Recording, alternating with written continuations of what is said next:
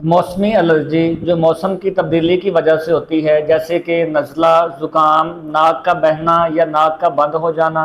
छींकें आना, आंखों से पानी आना या खांसी वगैरह होना। इन कंडीशन में एंटीबायोटिक का इस्तेमाल फ़ायदे की बजाय नुकसानदेह ज़्यादा साबित होता है, क्योंकि ये कंडीशन बैक्टीरिया की बजाय पोलन्स की वजह से होती हैं, और अगर आपकी बॉडी किसी पोलन से ज़्यादा सेंसिटिव है तो उस केस में ये अलामात ज़ाहिर हो सकती हैं। तो इन केसेस में एंटीबायोटिक का इस्तेमाल बिल्कुल यूज़लेस है, क्योंकि एंटीबायोटिक ने बैक्टीरिया को किल करना होता है और इन कंडीशन में बैक्टीरिया की कोई इन्वॉल्वमेंट नहीं है।